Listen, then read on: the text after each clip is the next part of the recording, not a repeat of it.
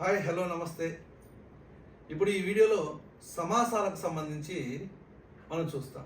అంటే సమాసాలలో మొత్తం సమాసాలు కాదు, విశేషణ ఉభయపద కర్మధారయ సమాసానికి ద్వంద్వ సమాసానికి ఉన్నటువంటి తేడా. విశేషణ ఉభయపద కర్మధారయ సమాసాన్ని ఏ విధంగా గుర్తుపట్టాలి, ద్వంద్వ సమాసాన్ని ఏ విధంగా గుర్తుపట్టాలి, అంటే ఈ రెండింటికి ఉన్నటువంటి తేడా ఏంది అని చూసినట్లయితే, మొట్టమొదటగా విశేషణ ఉభయపద కర్మధారయ సమాసం గురించి చెప్తాను చూడండి. ఇందులోనే ఉన్నది. అంటే ఇక్కడ విశేషణ ఉభయపద అంటే పూర్వపదము విశేషణమే ఉంటుంది, ఉత్తర పదము విశేషణమే ఉంటుంది. అంటే పూర్వ ఉత్తర పదాలు రెండు విశేషణమే ఉంటే అది విశేషణ ఉభయపద కర్మధారయ సమాసం. ఉదాహరణ శీతోష్ణము ఉంది. ఇందులో శీతము అనేది విశేషమే, ఉష్ణము అనేటువంటిది విశేషణమే. శీతమును ఉష్ణమును విగ్రహవాక్యం. విగ్రహవాక్యం అంటే ఏం లేదండి, పదముల మధ్య లోపించినటువంటి విభక్తి ప్రత్యయములను చేర్చుకొని సమాసం యొక్క అర్థమును వివరించేటువంటి వాక్యంనే విగ్రహవాక్యం అని అంటారు. అంటే ఆ రెండు ఉత్తర పదము పూర్వపదము ఈ రెండు పదాల మధ్యలో లోపించినటువంటి విభక్తి ప్రత్యయాలను చేర్చుకొని సమాసం యొక్క అర్థమును వివరించేటువంటి వాక్యంని ఏమంటారనంటే విగ్రహవాక్యము. సమాసము అంటే ఏంటి అని అంటే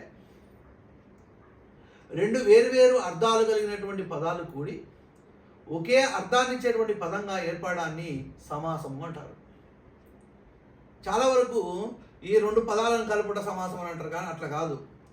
రెండు వేరువేరు అర్థాలు కలిగినటువంటి పదాలు కూడి ఒకే అర్థాన్ని ఇచ్చేటువంటి పదంగా ఏర్పడాన్ని ఏమంటామనంటే సమాసము అంటాం. ఇక్కడ శీతము అనేటువంటి పదానికి ఒక అర్థం ఉంది, ఉష్ణము అనేటువంటి పదానికి ఒక అర్థం ఉంది. ఈ రెండు వేర్వేరు అర్థాలు కలిగినటువంటి పదాలు కూడి ఒకే అర్థాన్ని ఇచ్చేటువంటి పదంగా ఏర్పడింది. శీతోష్ణము అనేటువంటి ఒక అర్థాన్ని ఇచ్చేటువంటి పదంగా ఏర్పడింది కాబట్టి ఇది సమాసం. ఈ సమాసం యొక్క విగ్రహవాక్యం ఏంటంటే శీతమును ఉష్ణమును.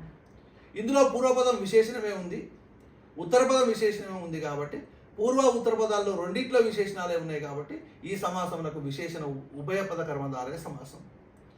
అట్లా కాకుండా సుందర మందిరం అని అన్నాం. సుందర మందిరం అన్నప్పుడు పూర్వపదం సుందర విశేషణం. అప్పుడు ఏమవుతుంది, పూర్వపదంలో విశేషణం ఉంటే అది విశేషణ పూర్వపద కర్మధారయ సమాసం. నేను మళ్ళీ కర్మధారయ సమాసం గురించి సపరేట్గా చెప్తాను, జాగ్రత్తగా వినండి. నెక్స్ట్ మృదు మధురం.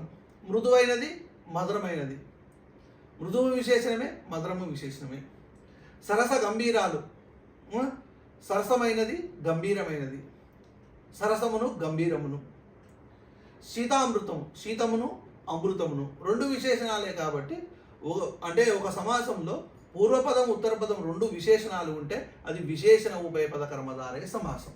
ఇప్పుడు ద్వంద్వ సమాసానికి వద్దాం. ద్వంద్వ సమాసానికి నిర్వచనం ఏంటంటే ఉభయ పదార్థ ప్రాధాన్యం కలిగినటువంటి సమాసము ద్వంద్వ సమాసం. ఉభయ పదార్థ ప్రాధాన్యము గల సమాసము. ఉభయ పదార్థం అంటే పదార్థం అంటే ఏదో తినేది కాదు, పదం యొక్క అర్థము పదార్థం అంటే రెండు పదాల యొక్క అర్థాలు ప్రధానంగా కలిగినటువంటి సమాసము ద్వంద్వ సమాసం. ఉభయ పదార్థ ప్రాధాన్యం కలిగినటువంటి సమాసం అంటే అది రెండు పదాల యొక్క అర్థాలు ప్రధానంగా కలిగినటువంటి సమాసమే ద్వంద్వ సమాసం. ద్వంద్వము అంటే రెండు. మళ్ళీ బహుపద ద్వంద్వ సమాసం కూడా ఉంటుంది. అంటే రెండు కంటే ఎక్కువ పదాల యొక్క అర్థాలు ప్రధానంగా కలిగినటువంటి సమాసాన్ని బహుపద ద్వంద్వ సమాసం అని అంటాం. ఓకే, ఇది నిర్వచనం వరకు ఓకే సార్. మరి ఇందులో ఏముంటుంది, పూర్వపదం ఏముంటుంది, ఉత్తర పదం ఏముంటుంది అని అంటే పూర్వపదం విశేష్యము ఉంటుంది, ఉత్తర పదం విశేష్యము ఉంటుంది. విశేష్యము అని అంటే ఇక్కడ నామవాచకము. అంటే పూర్వ ఉత్తర పదాలలో రెండు విశేషాలు అయితేనేమో ద్వంద్వ సమాసము, పూర్వ ఉత్తర పదాలు రెండు విశేషణాలు అయితేనేమో విశేషణ ఉభయపద కర్మధారయ సమాసం. రెండు నామవాచకాలు అయితే అది ద్వంద్వ సమాసము. ద్వంద్వ కూడా కాదు, ద్వంద్వ సమాసం. ద్వంద్వము అంటే రెండు. ఓకేనా? ఇక్కడ ఉదాహరణ చూడండి, భూమి ఆకాశాలు అని అన్నారు.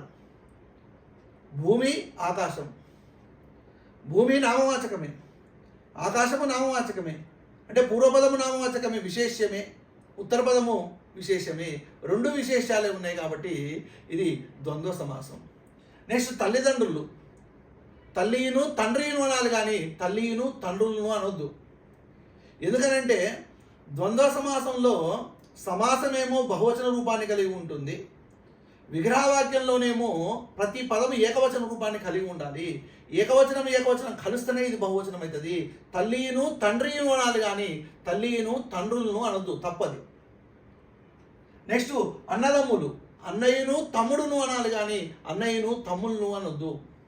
అన్న అనేది నామవాచకమే, తమ్ముడు అనేటువంటి నామవాచకమే. భీమార్జునులు, భీముడును అర్జునుడును, భీముడు నామవాచకమే, అర్జునుడు నామవాచకమే. కృష్ణార్జునులు, కృష్ణుడును అర్జునుడును. యువతీ యువకులు, యువతి యువకుడు. వజ్ర వైడూర్యాలు, వజ్రము వైడూర్యము. అంటే పూర్వ ఉత్తర పదాలలో రెండిట్లలో విశేషాలు ఉంటేనేమో అది ద్వంద్వ సమాసము, రెండిట్లలో విశేషణాలు ఉంటేనేమో అది విశేషణ ఉపయోగపద కర్మధారయ సమాసం. ఇది ఇట్లాంటి టెక్నిక్స్ అనేటువంటివి ఉంటాయండి. అంటే ఈజీగా గుర్తుపట్టడానికి మన కర్మధారయ సమాసాన్ని ఎట్లా గుర్తుపట్టాలి, ఏ విధంగా గుర్తుపట్టాలి అనేటువంటిది ఇంకో వీడియో చేస్తాను. అంటే చిన్న వీడియోలు చేస్తూనే చూస్తూ ఉన్నారు. ఓకే, ఈ వీడియోకి ఇట్లా మీకు నచ్చినట్లయితే లైక్ చేయండి. ఒకవేళ సబ్స్క్రైబ్ చేయకపోతే సబ్స్క్రైబ్ చేయండి. ఈ సమాచారాన్ని మీ మిత్రులకు తెలియజేయాలనుకుంటే షేర్ చేయండి. మీకేమైనా డౌట్స్ ఉంటే కమెంట్ చేయండి. ఒకటేనండి, మీ ఇంటికి వచ్చి మీ డబ్బులు అడగట్లేదు, నాకేదో ఫీజు కట్టమని నేను అడుగుతలేను. మీరు చేయాల్సింది ఏంటంటే ఒక గురువుగా నా నుంచి జ్ఞానాన్ని స్వీకరించినప్పుడు ఏదో ఒక రూపంగా గురుదక్షిణ. మీరు గురుదక్షిణ చేయాల్సింది ఏం లేదండి, లైక్ కమెంటే గురుదక్షిణ, గుర్తుపెట్టుకోండి. ఒకవేళ సబ్స్క్రైబ్ చేయకపోతే సబ్స్క్రైబ్. తద్వారా చాలామందికి ఈ వీడియో పోవడానికి అవకాశం ఉంటుంది. నా జ్ఞానం అనేటువంటిది నలువైపులా వ్యాపించడానికి ఆస్కారం ఉంటుందనేటువంటి ఉద్దేశంతో మిమ్మల్ని ఊకి సబ్స్క్రైబ్ చేయండి, లైక్ చేయండి, కమెంట్ చేయండి, షేర్ చేయండి అని అంటా ఉన్నాను. ఓకేనా, మరొక వీడియోతోటి మళ్ళీ మీ ముందు ఉంటాను. బాయ్.